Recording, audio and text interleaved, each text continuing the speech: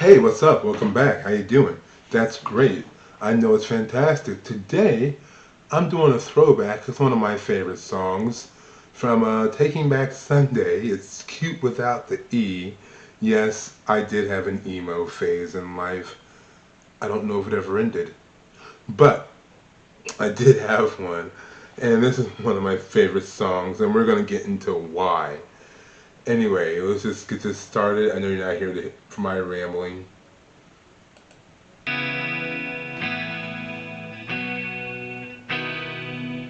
Your lipstick is colored up by the angel. I know exactly what goes on.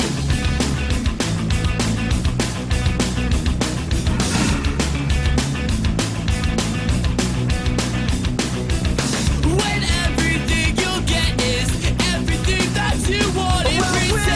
Would you prefer my finger on the trigger or me face down, down across your floor? I mean face down, down across your floor. Or me face down, down across your floor. Just so long as this thing's loaded. Alright, so we stop it there for a reason. First and foremost, I gotta say, using a Fight Club homage for the video is a very smart idea because it kind of emphasizes that kind of lost, desperate, dejected feeling. If you've ever seen Fight Club, the main character very much feels that way in society. And it kind of really encapsulates the feelings of the song because how does it start off? He says, and when everything you get is everything that you wanted. Well, which would you prefer? My finger on the trigger. Like it's very much saying from the perspective. Let's start off setting the scene of like this girl did him dirty.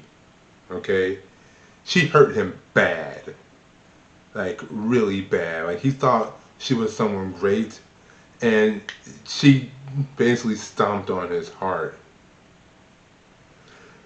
And so, and basically, like it's like he's asking this question to her, but he's not because it's like he's not really talking to her. I best way I can put it is this is like the perspective of someone who is like writing a letter to somebody that they never planned on sending them. They're gonna put it in an envelope and then like put it in a drawer.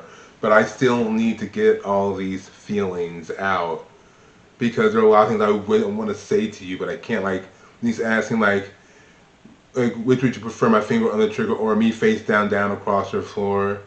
Me face down, down across your floor. Just so long as this thing, just so long. Just like you say, just so long as this thing's loaded.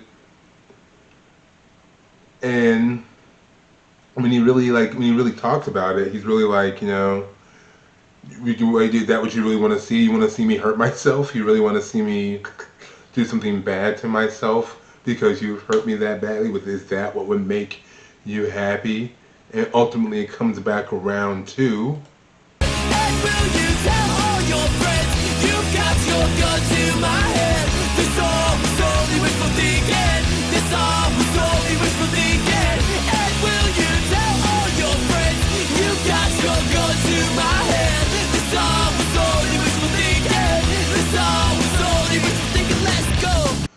And you see, and that was all like the setup right there. The setup for the tone of the song, which I really appreciate. But that's the thing, is like all these things, I think that really the chorus really emphasizes that part, as we'll see going forward, that everything he's saying really is just wishful thinking. Like it's not being literal. He's not really going to do anything. He's not really going to take any kind of negative action per se. Like all the stuff he's saying, all the angry, violent, despicable things that he's possibly saying and emoting, it's all just, it's all just wishful thinking. It's nothing to be taken too serious, as he's not really going to do anything, but he is still hurt, and those feelings are still very real, and he needs to express them.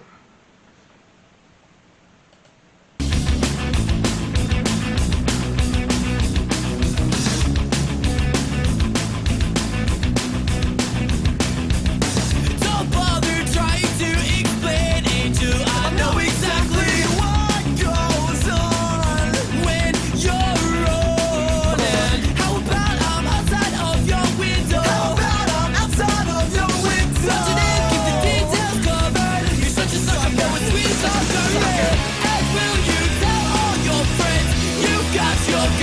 my head. This all And here's an interesting thing.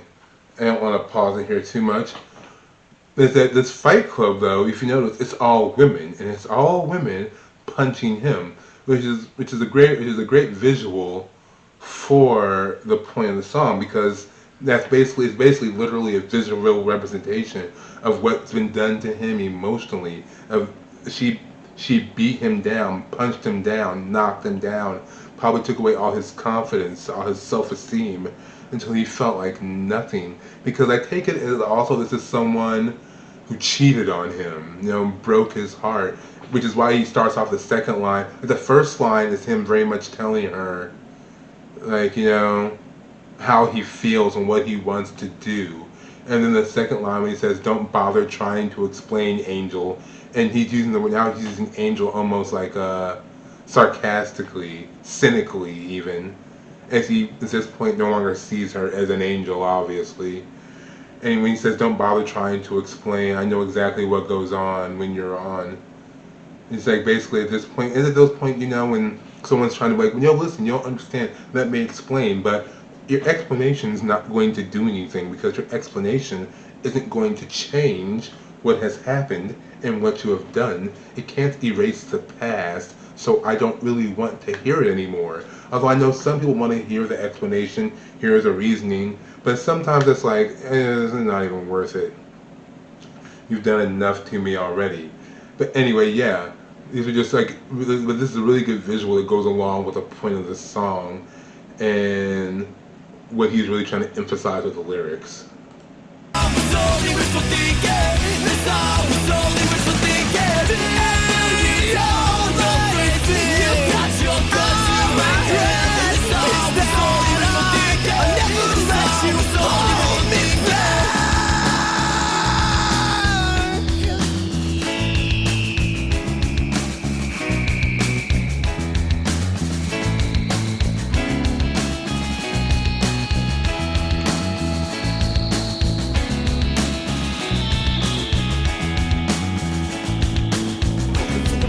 Hoping nothing happens. Thousand clever lines and red with clever napkins. I won't ever ask if you don't ever tell me. I know you well enough to know you never loved me. Before the gas just told me nothing happened. Thousand clever lines and red with clever napkins. I won't ever ask if you don't ever tell me. I know you well enough to know you never loved me. Before the gas just told me nothing happened. Thousand clever lines and red with clever napkins. I won't ever ask if you don't ever tell me. I know you well enough to know.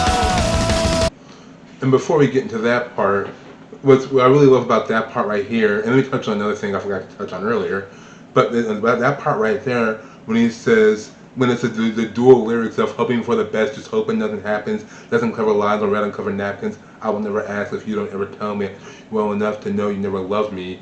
It's like, I could say all these things to you, I could write all these different lines, but it really wouldn't matter because it would have no effect, because I know you really don't care. But at the same time, that's overlapped with, why can't I feel anything for anyone other than you? And it's like this dual thought that's going on at the same time. While like I could say maybe, because it's kind of like maybe I could say all these things, but it really wouldn't matter. You don't care. But at the same time, why do I still love you? Like, you have torn me apart, you have beaten me down, but I feel like I won't be able to love anyone the way that I loved you, either because I'm still in love with you or because you have hurt me so badly that it has damaged my very idea of what love is, that I won't be able to love the same way ever again, because I will never be able to trust anybody the same way as I did ever again. But then going back to a point that I should have talked about earlier, is like the part where he says, "And when you tell all your friends you put your gun to my head." I think that part really is him saying, like, are you going to tell your friends the truth? Are you going to tell your friends about what really happened? Are you going to tell them that you're the one who did this to me? Or are you going to lie? But that being said, that's when it leads into basically when things just go haywire. And all of this was all your fault. And all of this, I stay wrapped in jealous for this simple reason. I just need to keep you in mind as something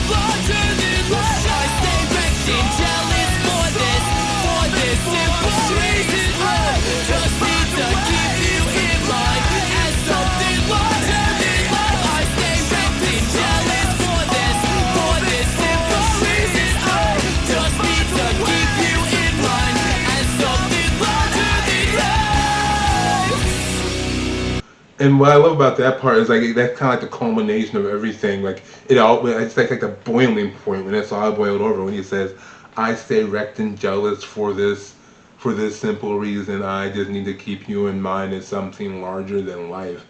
Like basically, it's like this has destroyed me so much so that I'm filled with all these conflicting emotions, but I need it to be that way because as long as I can keep you as something that's grand, then it can justify me feeling the way that I'm feeling, and I'm using that to justify why I feel the way I feel because ultimately you did this to me, which is a running theme in most music around the time period, and that everything that happened here is your fault because I'm super mad at you and you pissed me off, you hurt me, my heart was broken, you did this, F you.